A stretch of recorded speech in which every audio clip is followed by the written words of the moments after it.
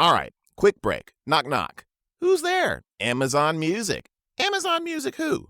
Amazon Music, where Prime members can listen to top comedy podcasts ad-free. No awkward interruptions, just nonstop laughs from your favorite shows. It's free, it's funny, and hey, it's better than my knock-knock jokes. Download the Amazon Music app and let the good times roll. Or go to amazon.com/ad-free-comedy. That's amazon.com/ad-free-comedy to catch up on the latest episodes without the ads. In this video, I wanted to go over the history of Alleria Windrunner, all the way from her beginning to Shadowlands, which is the most recent interaction that we have with her. In Dragonflight, we don't see a whole lot of her yet, but maybe in the future? With that said, let's get into it. Alleria emerged into the world as the firstborn child of Alleria Windrunner, the esteemed Ranger General of Silvermoon, and Vareth Windrunner, who held the significant role of chief advisor to Anasterian Sunstrider. Her name paid homage to her maternal grandmother's legacy.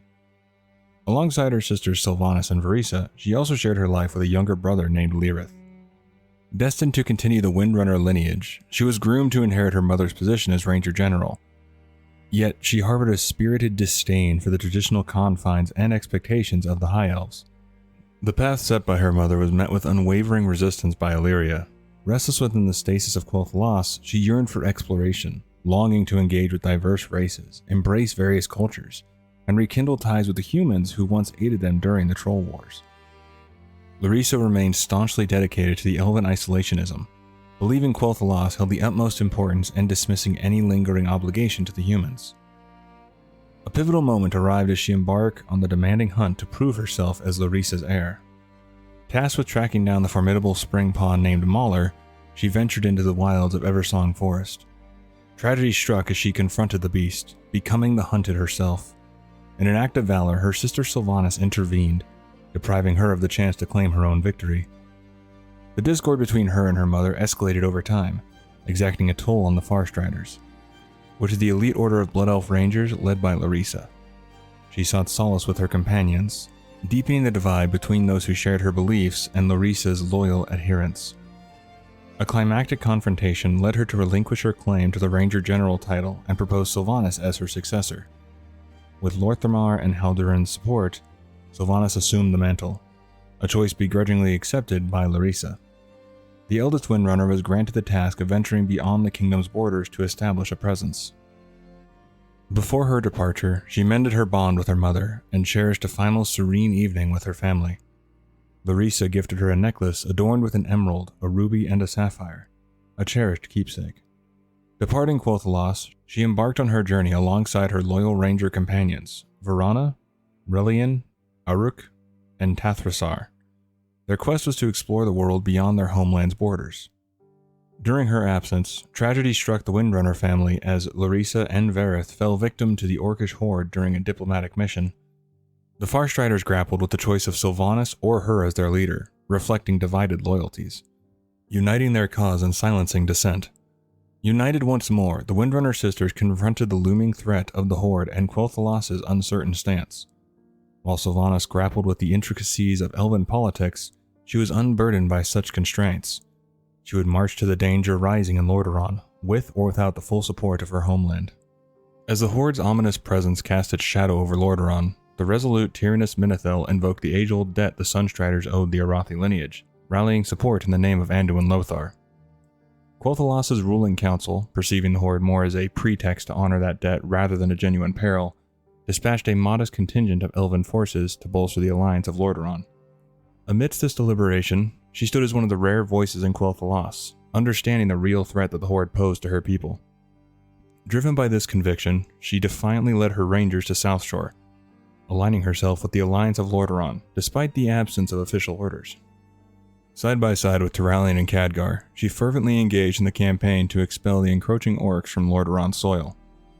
News of the horde's wanton destruction along Quel'Thalas' borders ignited a resolute fire within her.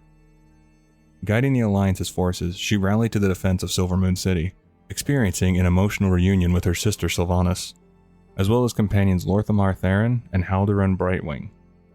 Though Sylvanas now held the mantle of Ranger General in her stead, Sylvanas entrusted her with Larissa's bow, Thaz-Dara, recognizing her elder sister's capacity to seek retribution on the front lines.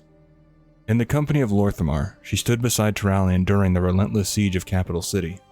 A turning point arrived as the Horde, their resolve waning, retreated to the south. With the threat momentarily quelled, she and Lorthamar embarked on their return to quell the loss. Triumph over the Horde was attained, but the victory was marred by a grievous toll. 18 of her kin, including her cherished younger brother Lyrith, fell in the struggle. Grief-stricken, she sought solace in the arms of Turallion, eventually bearing his child, Eretor. Section 3. Beyond the Dark Portal. To the dismay of her companions, a shadow enveloped her. After 18 of her kin, including her younger brother, whom she wanted to protect more than anyone, were killed, she was filled with a bloodlust to exterminate the orcs. Now, she saw them as nothing but vile pests in need of eradication. She made a vow of retribution and set out on an unyielding quest for revenge, guiding her and a select group of rangers through human territories in an unceasing chase of rogue orcs from the Bleeding Hollow clan. As 2 years elapsed since the war's conclusion, she stood within Nethergard's confines, Khadgar revealing the ominous expansion of the portal's rift and the resurgence of the Alliance army's necessity. Tasked with the reluctant duty, she journeyed to Stormwind, intent on forewarning Turallion. Amidst these events, she had already welcomed her son Eretor into the world. A powerful memory was imprinted in her mind as she saw her young son in the Stormwind Keep courtyard, brandishing a wooden sword against a frog, inadvertently striking a pillar. While another mother might find the sight endearing, it weighed on her heart with a sad wisdom she had to explain to Eretor the harsh reality of war. With the rallying of orcs under the banner of Ner'zhul and the emergence of Death Knights, she resolved to lead her rangers through the dark portal into Draenor, driven by her unquenchable thirst for vengeance and a desire to halt the Horde's malevolent march. As her departure loomed, she transformed her cherished necklace into 3 distinct fragments. The emerald remained in her possession, while the ruby and sapphire journeyed to Verisa and Sylvanas, respectively conveyed by Varana, her trusted lieutenant. In swift response to the renewed peril, the Alliance orchestrated an expedition into Draenor, bestowing upon her the rank of captain as she embarked upon this new chapter. Within Draenor's harsh landscapes, an epiphany struck her, prompting her to release the shackles of hatred and mourn her cherished ones lost to the ravages of war. This transformative moment occurred as Turallion commanded her to remain behind, but her resolute spirit could not permit the sacrifice of a young human's life. Their souls rekindled a deep connection, much to the solace of their comrades. As fate progressed, her journey became linked to the downfall of Hellfire Citadel, where she placed her trust and her forces in the hands of reliable allies. Accompanied by Khadgar and Turallion, she embarked on a quest to retrieve the skull of Gul'dan from the clutches of Deathwing. Moments of valiant defense and unwavering resolve followed, culminating in Khadgar's sealing of the last dark portal, enshrouding Azeroth in tranquility as Draenor succumbed to a cataclysmic upheaval. In a desperate bid for survival, she and her surviving allies entered a rift to the enigmatic Twisting Nether. Presumed to have met her fate, she and her valiant companions were hailed as heroes, their noble sacrifice eternally honored. A tribute to her valor stands prominently within the Valley of Heroes, a grand statue gracing the gates of Stormwind City, a testament to the indomitable spirit that burned within her. Section 4. 1,000 Years' War. Alleria and Turallion found themselves in an unfamiliar corner of Draenor, a realm entwined with the volatile Twisting Nether as the world neared its demise. Lothraxion, a once loyal member of the Burning Legion turned warrior of the Army of the Light, emerged to their aid. The celestial being disclosed that they were destined to fight against the Legion, and his quest was to locate them. The Legion dispatched a relentless assassin to extinguish their lives. Swift and decisive, Alleria repelled the assassin's threat, her triumph witnessed by the Naru Zira, who appeared before them. The Naru, harbinger of prophecy, disclosed a grim revelation. Although the Legion faltered in their prior endeavor to invade Azeroth, their insidious designs would soon find fruition. Driven by a longing to embrace their son Eretor once more, her resolve materialized in a plea to Zira, urging her to send them back to Azeroth to rally its fractured nations against its imminent darkness. Zira, voicing skepticism, cautioned them that their support would prove insufficient. However, fate's intricate threads intertwined, binding her and Turallion to a higher purpose, the unearthing of the Emerald Star, a celestial artifact capable of vanquishing the Legion for eternity. Conceding to the pressing urgency of Zira's mandate, the loyal pair ventured through a portal, joining the vanguard of the Army of Light. Bound by purpose, Turallion and Alleria honed their prowess aboard the ethereal vessel known as the Zenidar. navigating the arcane currents of the army's dimensional ship. In a transformative ritual, Zira infused Turalyon with the boundless light, gifting him with immortality. In a touching twist of fate, Alleria's communion with the light facilitated a momentary connection with her past, granting her a glimpse of a solemn ceremony within Stormwind City's Valley of Heroes. Through the radiant channel, she sensed her son's presence and was able to send her feelings to him. Young Eretor looked around and smiled, and then reached out to her statue, a subtle connection that traversed time and distance. Now in the wiki it doesn't say exactly how she was able to sense her son, but I'm guessing it was due to while Turalyon was being imbued with the light by Zira, she was close enough that she was able to sense Eretor and send her feelings to him, letting him know that she was watching out for him and she's still around somewhere in the cosmos. Amidst their valiant endeavors, the Army of the Light ventured upon a desolate prison world, only to uncover an unsettling void that eradicated the demons entrenched within.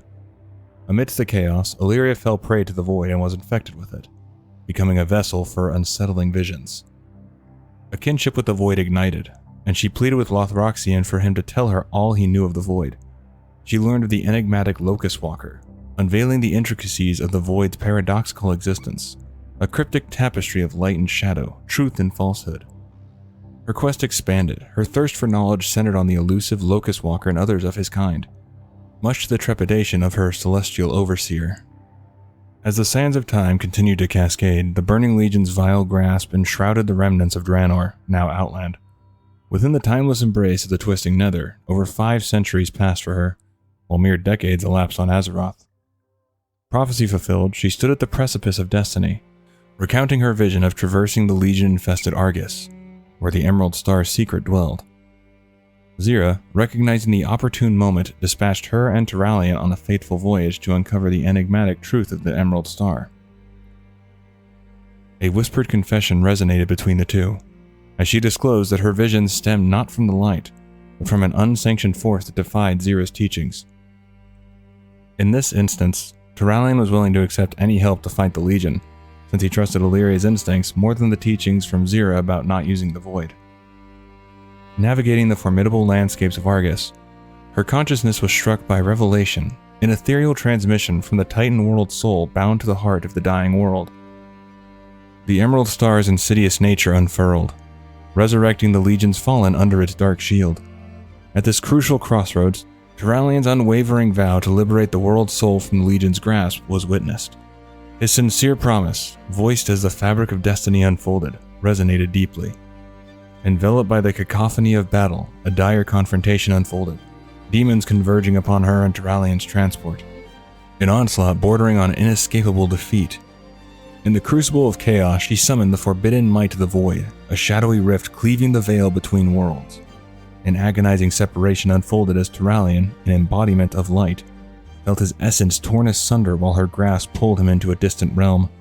Grief and uncertainty painted their final exchange, as tearful hands recoiled from a searing touch, entwined in farewell's bittersweet embrace.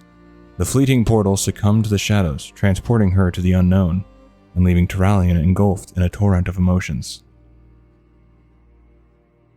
Thus captured, she found herself ensnared within the Legion's clutches, imprisoned on Niskara, a world suspended in the chaotic void. A most unexpected companion surfaced, the enigmatic Locust Walker. Through resilience and unity, they vanquished their captors, invoking the void to forge an escape. As darkness yielded to void, her journey of mastery began, navigating her consciousness through the shadowy expanse. An alliance with the Locust Walker ensued, imparting wisdom on the harmony between light and shadow, the enigmatic equilibrium that shaped reality's multidimensional tapestry. Yet her passion took over her originally planned destiny. A vision seized her, a vision of Turalyon locked in a sinister embrace with an Eredar, embroiled in an imminent confrontation for his very soul. Bolstered by her newfound connection, her yearning to intervene clashed with the Locust Walker's teachings.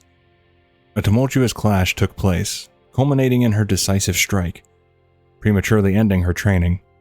Tempers flared and Locust Walker deemed her act cowardice, one marked by predictable imperfection. Amidst their bitter exchange, an unexpected revelation happened. The shadowy alliance she sought to thwart, a force that defied the light and shadow, emerged anew, a rival power entwined in enigmatic destiny. Fueled by determination, she descended upon the scene, vanquishing the perilous assassin who sought to rend her husband's essence. The void yielded her formidable strength, cleansing Turalian's soul from nefarious toxins. As the confrontation escalated, Xera's luminous presence manifested, presiding over the climactic juncture. Turalian and Lothroxian's impassioned plea softened her resolve, offering a glimmer of leniency. Yet her unyielding allegiance to the void caused her incarceration, an ordeal that etched the final chapter of her odyssey. Section 5. Warlords of Draenor. A cowled ranger occasionally graces the thresholds of players' garrisons, weaving a tale of intrigue. She extends a formidable challenge to the player, tasking them with a quest of paramount importance: the retrieval of elusive high elf weaponry, epitomized by the elusive silver-lined arrow.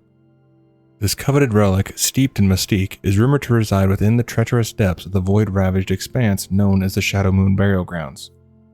As the player braves the perils of the burial grounds, unraveling the threads of darkness in pursuit of the puzzling arrow, the ranger's intentions gradually come to light. She reveals that the silver-lined arrow may have had a connection to Alleria, and hoped that somehow the twisting nether would bring Alleria to alternate Draenor.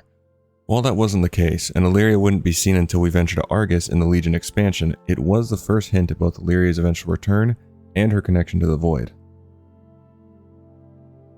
Section 6. The Legion. Amidst years of relentless quests, the elusiveness of her whereabouts finally gives way to a beacon of possibility. The shadows part, unveiling a trail leading to a captured demon, ensnared within the relentless grasp of the Farstrider's interrogation. In the midst of anguish and chaos, the demon's bold admission reveals a grim reality: her existence as a captive, held in the sinister grip of Inquisitor demons on the desolate portal world of Niskara. With unwavering determination, Alleria Windrunner forges an unbreakable alliance with the Farstriders, uniting their strengths to track down the matriarch of the Windrunner legacy. A determined journey begins to take shape, composed of brave hearts working to free Alleria from the Legion's grasp before it is too late. The stakes are high, for the Legion's greedy eyes have turned to Alleria's legendary bow, Thaz Dara, a weapon of fabled might that threatens to amplify the Legion's dominance. While the echoes of battle sounding again, and Thaz Dara is rekindled, they eventually make it to Niskara and locate her bow, but Alleria is nowhere to be found, a wisp in the shadows. Varisa's tenacity prevails, birthing the conviction that Alleria, a phoenix of resilience, has defied her captors, fleeing the abyss to chart her path anew. And so the hunt perseveres, a timeless odyssey to reunite the fragmented Windrunner legacy. Amidst the cosmic upheaval, a beacon of light emerges. The radiant presence of Thaz Dara serves as testament to her enduring spirit. Hope ignites anew by the notion that she endured the cataclysmic fall of Draenor, persisting as a vigilant sentinel against the encroaching darkness. In the Chronicles of the Twisting Nether, Verisa envisions her as a celestial hunter, chasing the very essence of malevolence into its realm. An eternal saga of valor and retribution. Section 7. Argus. Just as the Zenidar was about to be shot down on Argus, Alleria's whereabouts were shrouded in uncertainty, with her last known location being a prison cell. Despite this, Turalian held an unwavering belief in her survival. His faith was soon rewarded when Alleria emerged to aid him and an adventurer from Azeroth in vanquishing Aganar, who was a pit lord who resided in Outland before being killed at the pools that were once sacred springs the Draenei had used until Aganar was killed, and his blood corrupted the pools into what is now known as the Pools of Aganar in Outland. After defeating Aganar, a heartfelt reunion with her son Eretor took place aboard the Vindicar. Alleria expressed that every decision she and Turalian had made was to ensure his safety, and their separation had been a heart-wrenching ordeal. With their family now reunited, Alleria made a solemn vow to prevent any future separation. When Verisa revealed to Alleria that Sylvanas was now the war chief of the Horde, she was in disbelief. The Horde's past actions against their people made this revelation hard to swallow. The fact that Sylvanas was now undead was another shocking truth that Verisa was hesitant to disclose. Deciding that such a conversation was best held in private, Verisa postponed the discussion. Verisa also shared the heroic deeds of the Huntmaster of the Unseen Path, who was the player character who completed the quest to acquire Thaz Dara, which is Alleria's bow she lost while she was a captive, during the mission to rescue Alleria on Niskaria. Alleria later personally thanked the Huntmaster for their bravery. She acknowledged that while she might need Thaz Dara back one day, the Huntmaster's skillful handling of it brought honor to the weapon and its previous owners. As her own path was diverging, she gave her blessing to the Huntmaster to continue wielding it with pride. The decision was made to retrieve Zira's body, who is the Prime Naru, from the fallen Zenidar, but Alleria expressed her apprehension about retrieving the rest of Zira's body from the Zenidar central chamber, fearing the possibility of imprisonment. Despite her fears, she assisted Turalyon in the task. After retrieving Zira's body, she was present on the Vindicar when Illidan's Stormrage rejected and killed Zira. Turalyon, filled with rage, attempted to strike Illidan down, while Alleria was taken back by Illidan's immense power to destroy the Prime Naru. Sometime later, during a meeting with Khadgar, Alleria and Turalyon were informed that Daneth and Kurdran were still alive. Despite his busy schedule, Khadgar expressed his desire to see them more often. They agreed that once the battle was over, they would hold a reunion feast for the Sons of Lothar. Alleria insisted that it was Khadgar's turn to buy the drinks. Upon discovering that the Crest of Knowledge, a piece of the Crown of the Triumvirate, was inside the seat of the Triumvirate on Eridath. Now real quick, a quick mention of what those things are. The Crest of Knowledge is an item containing vast knowledge cultivated by the ancient Eridar. The Crown of the Triumvirate is an ancient relic of the Eridar people of Argus, which was crafted thousands of years ago by the Triumvirate, consisting of Velen, Kil'jaeden, and Archimonde. Finally, the seat of the Triumvirate is where the Triumvirate ruled over Argus. Alleria shared her findings about the area. She revealed that the Darkened Naru, Lura, had become a beacon, attracting the Shadowguard Ethereals to use her void energies for their own purposes. Alleria and an adventurer journeyed to the ruins of Eridath, where they encountered Krogol being forcefully infused with the void by the Ethereals. They also met Alleria's mentor, Locust Walker, who was investigating the Shadowguard's activities on Argus. Locust Walker questioned Alleria about her use of shadow magic, especially given Turalyon's affinity for the light. Alleria retorted that without the light, there is no shadow. Upon vanquishing the Ethereals of the Shadowguard incursion, Locust Walker deemed Alleria worthy of another chance to chase her destiny. In a fierce battle with the Void Revenant, Nalathoth, Alleria emerged victorious, and Locust Walker retrieved the creature's heart, presenting it to Alleria, who consumed it. Locust Walker imparted wisdom to Alleria, assuring her that as long as she remained control over her mind, she could harness the power of the Void. He hinted at the possibility of revealing his own mastery over the Void someday before departing. Their paths crossed again within the enigmatic seat of the Triumvirate. Amidst the clash with Lura, Locust Walker urged Alleria to tap into the power of the Void Rifts that the Darkened Naru was opening.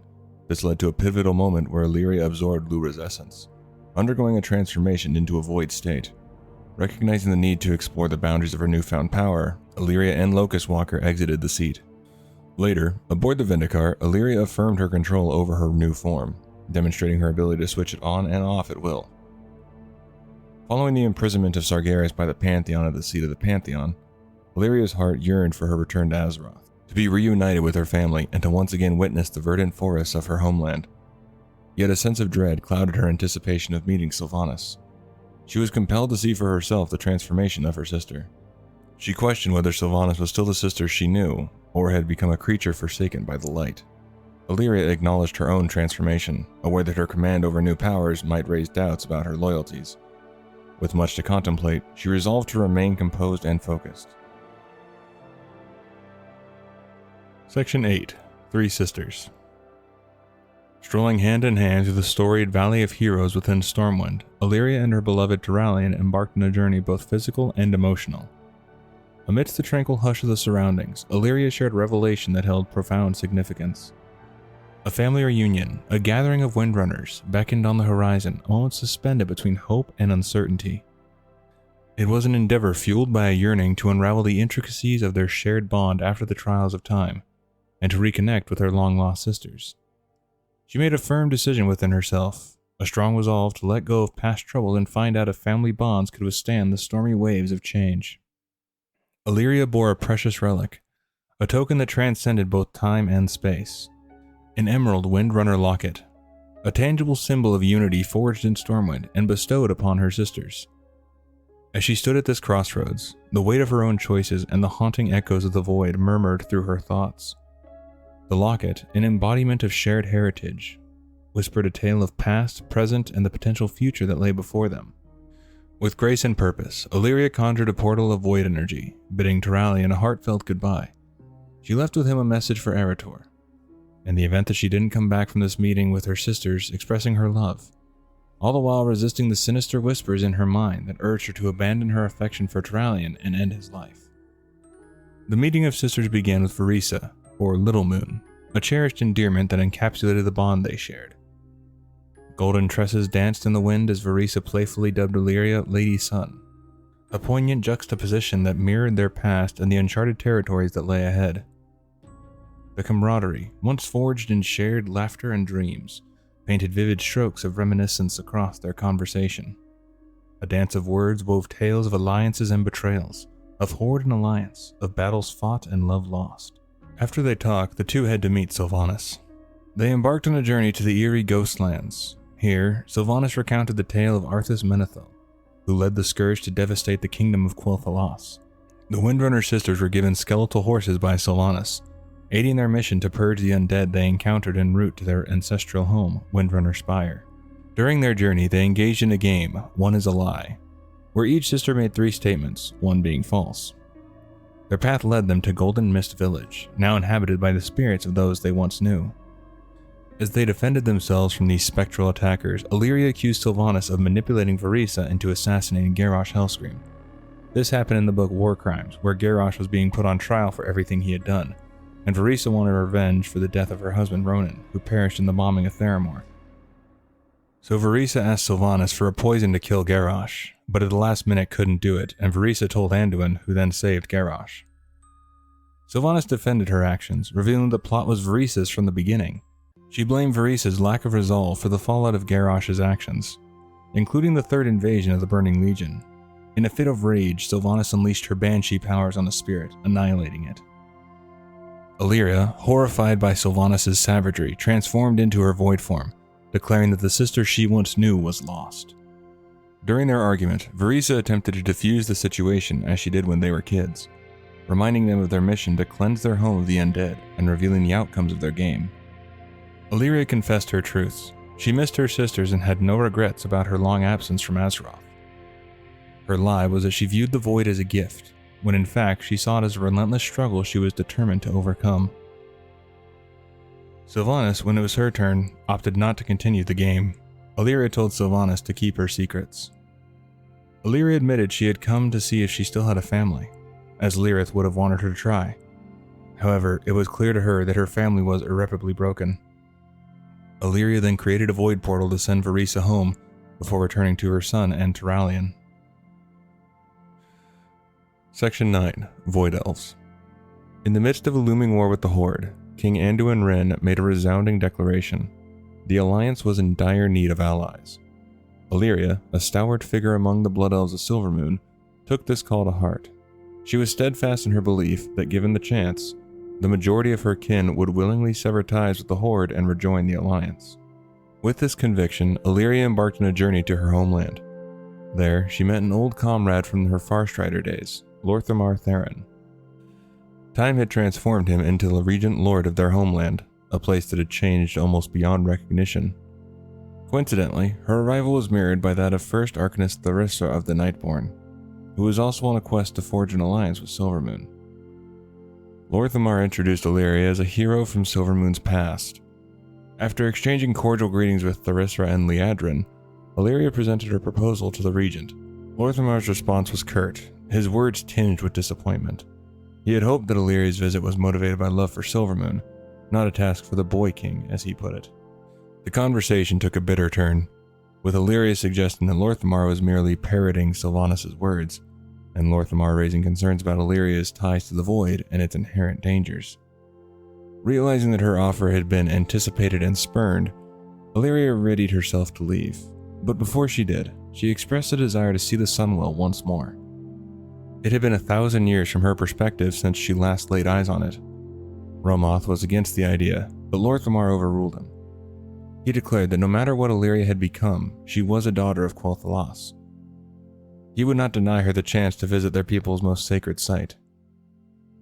When Alleria stood before the Sunwell, she was in awe of its rejuvenation, noting that while it was as she remembered, its energies had evolved. Liadrin confirmed that the well now sustained their people with both the light and the arcane. Suddenly, the plateau was engulfed in void corruption, summoning void beasts, and everyone present sprang into action to prevent the Sunwell's destruction. Alleria battled the creatures, including a formidable void horror named Arun the Darkener. and worked to seal a massive rift portal created by the unseen instigator of the attack. Joining forces with Ramoth and Tharisra, Alleria managed to close the rift. However, Ramoth, blaming her for the attack, angrily demanded her arrest as a saboteur. Lorthamar stepped in, choosing to banish her instead, as her mere presence threatened Quel'Thalas. Alleria learned a crucial fact from Ramoth. There were Blood Elves practicing the Void who, like her, had been exiled due to the danger the Void posed to the Sunwell. Upon her return to Stormwind, Alleria shared the results of her diplomatic efforts with Anduin and disclosed her newfound knowledge about the exiles. She and a champion of the Alliance then embarked on a mission back to Quel'Thalas, driven by a sense of empathy for her kin who might be in peril due to the whispers of the Void, and the desire to bolster the Alliance's strength with their aid. Arriving in the Ghostlands, Alleria took a moment to reflect on the changes that had occurred in her homeland during her prolonged absence. She followed a breadcrumb trail of information left by Magister Umbruk, a scholar deeply fascinated by the Void and the leader of the exiles. Through this trail, Alleria uncovered various echoes that shed light on Umbruk's history and motivations. From his conflict with Ramoth to his discovery of a Void world that held an object with immense power over the shadows. Upon reaching Dawnstar Spire, Alleria discovered the final piece of Umbruk's narrative and opened a portal to the world she believed he was seeking, known as the Telegrass Rift. There, she encountered Umbruk, who had heard of her own experiences with the Void and was pleased to meet her. Alleria felt a sense of camaraderie with Umbruk, a fellow outcast from Silvermoon. Umbruk guided Alleria to the artifact he and his followers had discovered and initiated a spell to unleash its power. However, their ritual was abruptly disrupted by Nether Prince Durzan. The Void infected Ethereal who had previously assaulted Alleria at the Sunwell. Durzan, with a sinister intent to corrupt the Blood Elves with the Void, initiated a ritual to strip them of their mortality and lure them into submission. Alleria, filled with fury and a desire to safeguard her kin, engaged in a fierce battle against Durzan, urging her people to resist the whispers of the Void.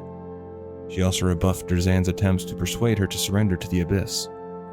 Together with the champion, Alleria defeated Durzan and liberated her people, who had been transformed by the Void.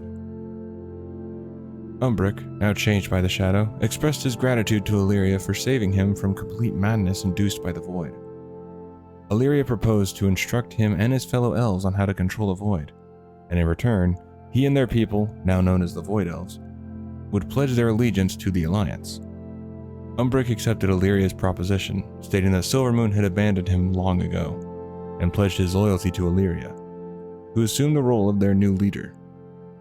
Umbruk also became their primary representative to the Alliance. With a sense of victory, Alleria returned to announce her success and the addition to the Void Elves to the Alliance's forces. Telegrass Rift was established as the Elves' headquarters, and Alleria's mentor, Locust Walker, journeyed there to assist her in educating and training the Void Elves. Section 10. Battle for Azeroth. During the pivotal battle for Lordaeron, the Gnome and Void Elf forces under the leadership of Gelban Mekatork and Alleria respectively made a timely entrance through void portals, turning the tide of the battle against a formidable undead army. Alleria had a personal face-off with Thanos Blightcaller, and when she and Anduin cornered Sylvanas, Alleria expressed regret for not having eliminated her sister when she had the chance. In a bid to safeguard Azeroth and finally vanquish Sylvanas, Horde rebels under the leadership of Varrock Sourfang, in alliance with the Alliance, prepared to launch an attack on Orgrimmar, establishing their base in Razor Hill. However, before the combined forces of the Horde and Alliance could initiate their assault on Sylvanas' troops, they were joined by Alleria and Verisa. Alleria, sensing the liberation of N'Zoth, proposed that Sylvanas' army, potentially the only force capable of defeating the Old God, should be allowed to fight, suggesting that the Alliance and Horde rebels should stand down. Anduin, however, was quick to counter that Sylvanas would not fight for their cause, reminding Alleria that Sylvanas had led both fleets into Queen Najara's trap at a time when the war seemed to be nearing its end. Asserting that they could not wage two wars simultaneously, Anduin insisted that Sylvanas must be defeated here and now, before all hope was lost. Convinced by Anduin's reasoning, Alleria pledged that she and Verisa would scout Sylvanas' lines for vulnerabilities. While Alleria was ready to confront Sylvanas' troops, Varrock Sourfang, viewing Sylvanas' followers as his Horde kin and reluctant to shed more Horde blood, challenged Sylvanas to a Mat-Garah duel, meaning Duel of Honor, which traditionally is a duel to the death, but under War Chief Thrall's rule, it became a non-lethal combat. However, participants can choose to forego this. During the face-off, Sourfang managed to make Sylvanas confess that she saw the Horde as nothing, leading her to quickly kill him and desert the Horde. With Sylvanas' departure, the Horde reunited, with her previous loyalists switching sides to Sourfang's revolution. With Sourfang's demise and Sylvanas no longer leading the Horde, the Alliance forces, including Alleria, withdrew from Durotar. Section 11. Shadows Rising. King Anduin tasked Alleria and Turalyon with the mission of tracking down Sylvanas, although he was initially disappointed by Alleria's lack of progress. Alleria experienced a chilling vision in which Sylvanas overpowered her using her death powers, nearly choking her to death. Alleria once again lamented her missed opportunity to kill Sylvanas at Windrunner Spire, and then witnessed the death of Turalyon and Eretor, before abruptly waking from her nightmare. She later confided in Turalyon about her visions of 1,000 futures, each more horrifying than the last, and made a solemn vow to rise above her darkest self in order to thwart her younger sister's plans. During their search, Daneth Trollbane brought to their attention that a Dark Ranger had been spotted among a group of Horde refugees in the Arathi Highlands. After securing the refugees, they were ambushed by Zun, a young orc. Turalyon managed to subdue him with a touch of humor, and both agreed to spare him when Gauzes pleaded for her son's life. Alleria, recalling memories of her time with Eretor playing in the courtyard of Stormwind Keep, advised Zun, contrary to what he had been taught, war was not about glory, but about witnessing people at their worst, and choosing to protect them regardless. While surveying the refugees, Alleria and Turalyon found that their quarry was not among them. However, Alleria's void powers allowed her to sense that Gauzes held the information they needed. Turalyon initially attempted a gentle interrogation of the orc, but after an hour of fruitless questioning, they reluctantly concluded that they needed the information at any cost. Alleria confessed her discomfort at the thought of torturing civilians, but she saw no other viable option, given the urgency of preventing Sylvanas and her followers from causing further harm after the horrors of the Fourth War. When Gauzes defiantly resisted their questioning, Alleria used her void powers to probe her memories and thoughts. This provoked Apothecary Cutley to demand that she stop. He revealed that Vizrin had sworn them to silence and had inadvertently mentioned her plan to head to Faldur's Cove to secure a boat. Upon hearing this, Alleria halted her assault and instructed Captain Celosel Nightgiver to provide the refugees with food, blankets, and any other necessities. She also ordered Nightgiver to send Cotley to Stormwind, suspecting that he might know more. Despite the urgency of their mission, Alleria couldn't help but feel a deep sense of regret for the measures she had been forced to take. Armed with fresh intelligence, Alleria and Turalyon set their course for Faldur's Cove. There, they encountered a man wielding a dagger that seemed more at home in a Forsaken's grip. When the man proved uncooperative, Turalyon restrained him with the light's power, while Alleria probed his mind. In the midst of their intense interrogation, Jaina Proudmoore made her appearance, having been dispatched by Anduin to get an update from the duo. Jaina was taken back by their harsh methods, and when Turalyon defended their actions by revealing the man's connection to a Sylvanas agent, Jaina demanded proof. Turalyon presented the Forsaken dagger, and Alleria shared her findings from the mental probe. The Dark Ranger was en route to Zandalar. Jaina departed to relay this information to Anduin, a move Alleria perceived as snitching. However, Anduin dismissed Jaina's concerns, arguing that the Horde's heinous acts, like the burning of Teldrassil, warranted their extreme measures. He reminded Jaina of her own recent aggressive stance, and expressed his continued faith in Alleria and Turalyon's moral compass. Later, Jaina hosted Turalyon and Alleria in Boralis at Anduin's behest, in case Matthias Shaw found nothing on the Zandalari coast. Their meeting was interrupted by Flynn Fairwind, who brought news of Shaw's capture by the Zandalari Empire. Alleria was quick to suspect a Sylvanas-Zandalari alliance, sparking another heated exchange with Jaina, who cautioned her against fanning the flames of conflict and jeopardizing the treaty. Jaina declared her intention to leverage the treaty before resorting to force against the Horde. Section 12. Shadowlands. In the wake of King Anduin's disappearance at the hands of the Mossworn and Turalyon's subsequent elevation to the role of Regent and Guardian of the Kingdom, Alleria made the strategic decision to relocate to the War Room within the imposing walls of Stormwind Keep. Her aim was to bolster the strength of the Alliance, which had been severely tested by recent events.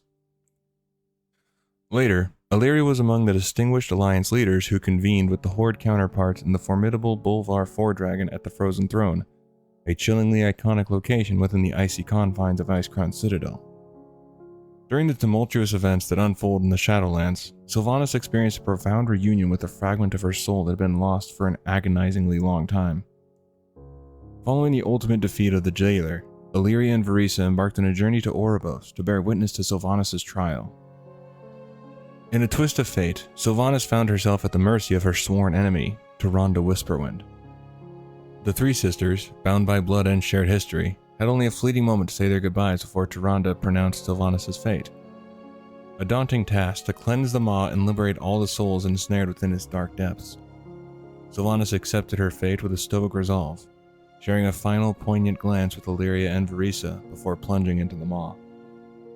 In the aftermath, Alleria and Verisa lingered in the Ring of Transference, reflecting on their shared losses and nurturing a fragile hope that Sylvanas might one day complete her penance, allowing for a long-awaited family reunion. And that's going to do it for this video. Hopefully you did enjoy.